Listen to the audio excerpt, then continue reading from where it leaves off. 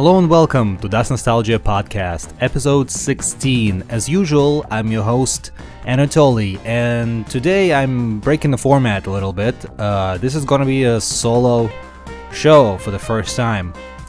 But don't be afraid. It's not gonna be me talking about some stuff for 2 hours. Today I've decided to present to you 10 of my favorite DOS game tunes.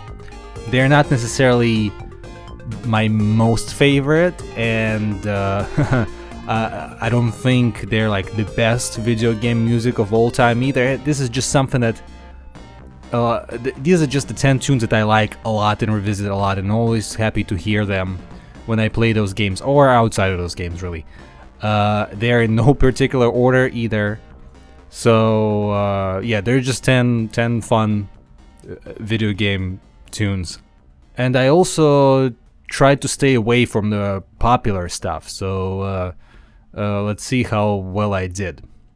Alright, so let's start.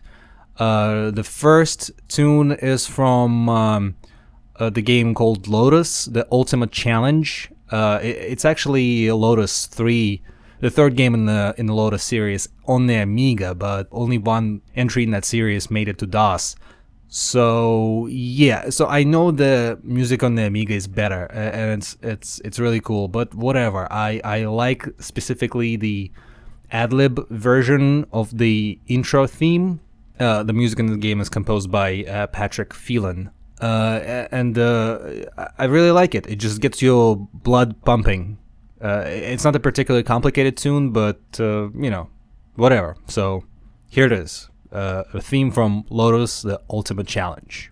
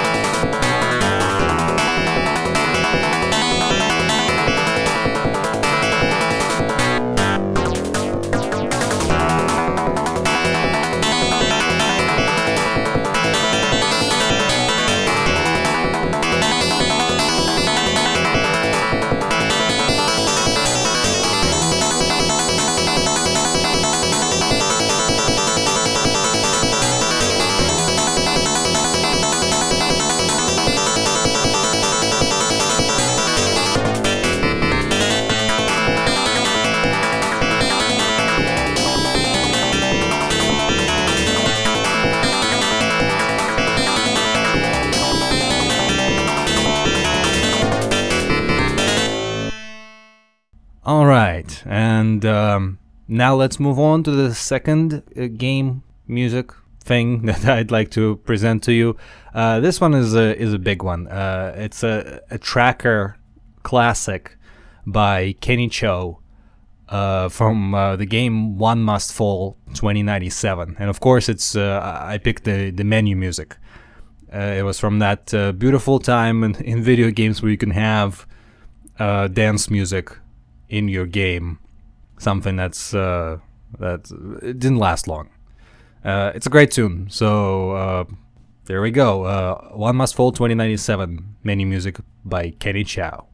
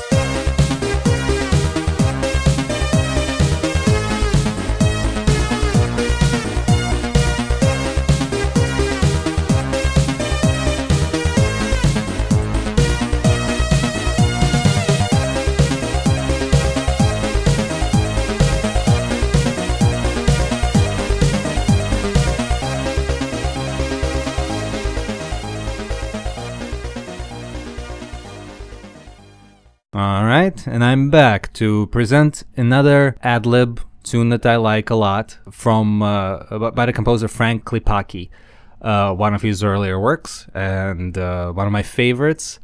It's the forest music from The Legend of Kyrandia. So it's the tune that plays when you leave Brandon's house, and what's probably gonna accompany you throughout, like I don't know, the first hour of the game or so. It's really great, very relaxing, very quiet, and I like to listen to it all. I like to put that tune on in the background. So here it is, The Legend of Kyrandia, the forest music by Frank Klepacki.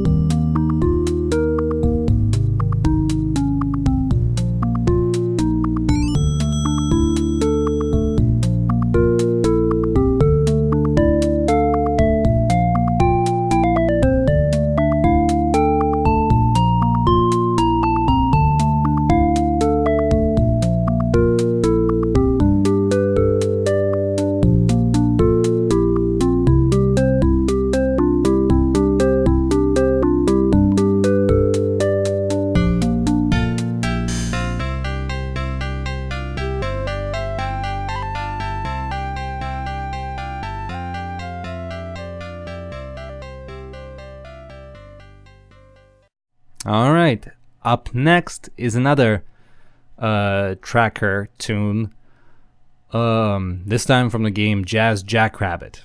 The music in that game is composed by Robert A. Allen, and Jazz Jackrabbit games are pretty famous for their music. The music is really cool, but I specifically picked a very simple menu tune. I really like it. It just something about it. It also plays during the intro in the game, and I really enjoy it. Again, it's sort of very actiony, very fun, very simple. Just basically the same thing on repeat, but I really enjoy it. Just again gets the blood pumping, ready for action. So it's a very good fit for the Jazz Jackrabbit. So here it is, menu music from Jazz Jackrabbit by Robert A. Allen.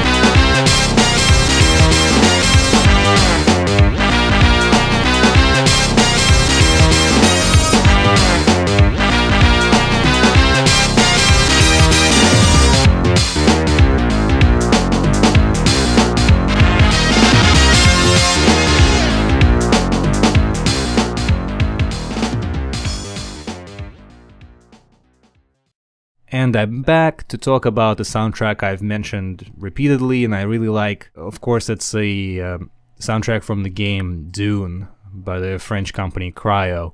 I love this soundtrack. I think it's probably one of the most amazing game soundtracks ever, and certainly the best FM synthesized soundtrack on PC. I've uploaded the whole soundtrack on YouTube. You can take a look at it, find the video, and you can download the whole thing. That I didn't capture. Somebody else captured it off the real Adlib Gold, for which I'm eternally grateful. Eternally. Did I say internally? Internally, externally, and eternally. It's an amazing soundtrack. It really is. I really hesitated to pick one tune that I like the most, but I really like the tune called Wake Up. At least that's what it calls on the Spice Opera soundtrack CD. So here it is. Wake Up from Cryo's Dune by Stephane Picq.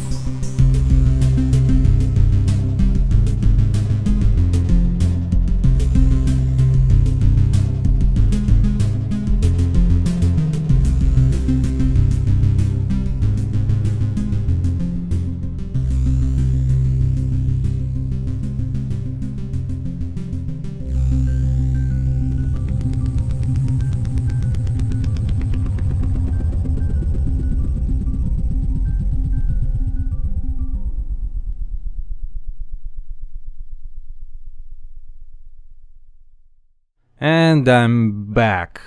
I really wanted to put a Sierra tune on here, but which one? There's so many to pick from. Sierra had a variety of really great composers throughout the years. You got your Ken Allens and Mark Seibert.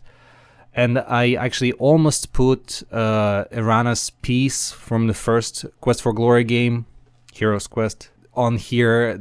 It's such a relaxing tune. Like, I wish it played at my funeral. It's that good. But after some consideration, I decided to swap it for a different one. I think Quest for Glory 4 Shadows of Darkness has one of the best Sierra soundtracks ever. That I don't think gets mentioned a lot for some reason. It's composed by this guy, Aubrey Hodges, who is also known for composing very interesting soundtracks for the console Doom games, amongst other things. And I think his theme for Erana's Garden is a good successor to Erana's piece. That Midi guitar really makes it. And just a really, really cool, relaxing tune. So this is the general Midi version. So here it is, Erana's Garden from Quest for Glory 4 by Aubrey Hodges.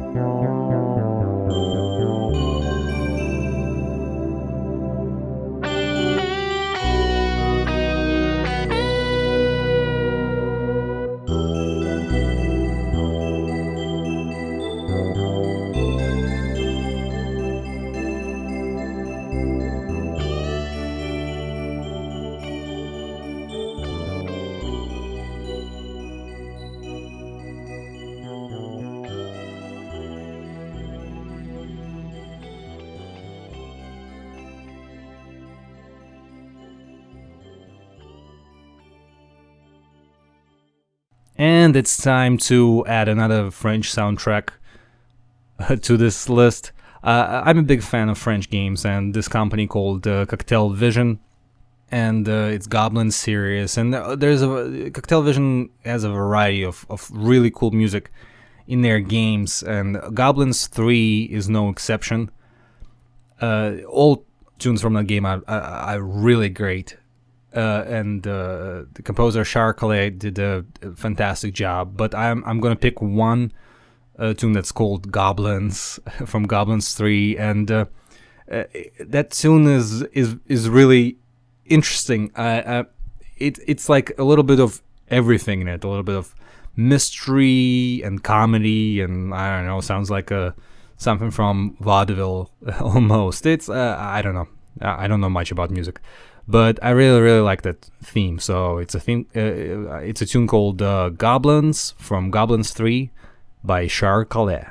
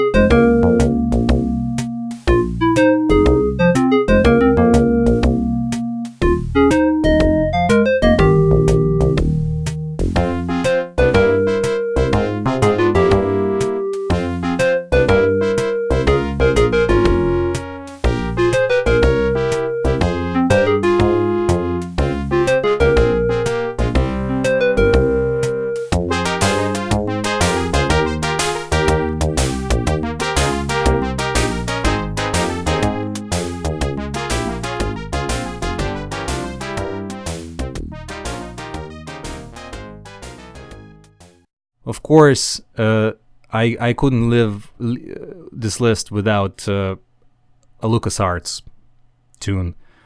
Again, the selection is pretty large here. LucasArts also has a variety of legendary video game composers working on their games, and Day of the Tentacle is one of their sort of I'd say, most remembered soundtracks, and a variety of composers worked on it. Your standard sort of in-house LucasArts composers, and it was Michael Land and Clint Bajakian, and of course Peter McConnell. So it's hard to tell which piece of music belongs to who, but I believe in a video where Tim Schafer plays Day of the Tentacle, he identified the opening credits music to as belonging to Peter McConnell. So that's what I'm gonna say here. So here it is. I love the opening credits tune, and just like the actual cutscene. Every time I hear it, I don't have to even watch the game. The whole introduction sequence just plays in my head, and that's why I love it. I love listening to it. It just instantly brings the memories of the Day of the Tentacle intro. So here it is, the opening credits music from Day of the Tentacle by Peter McConnell.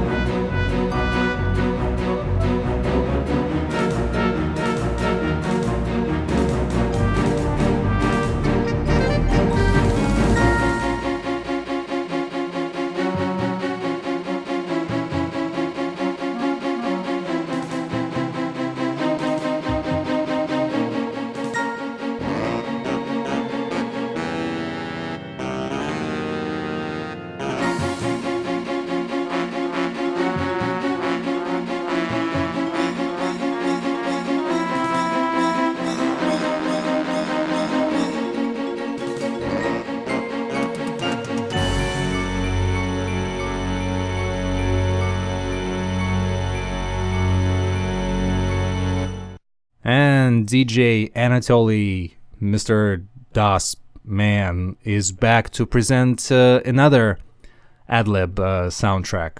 Well, not so much soundtrack, just the only tune.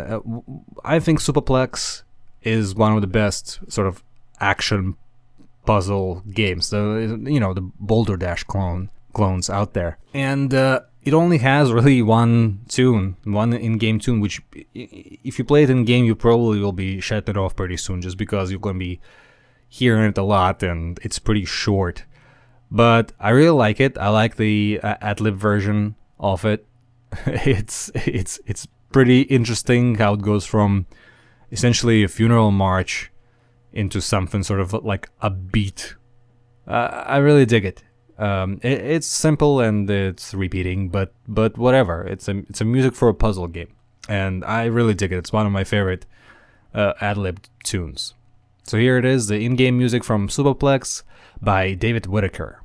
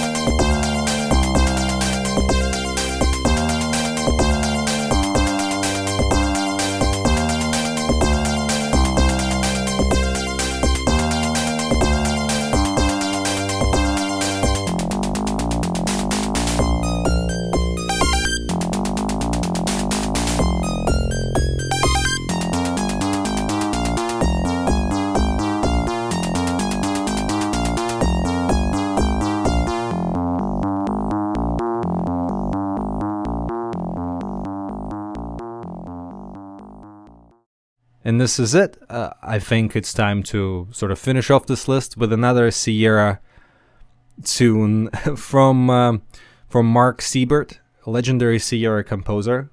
It was responsible for a lot of really, really cool Sierra music in many different games.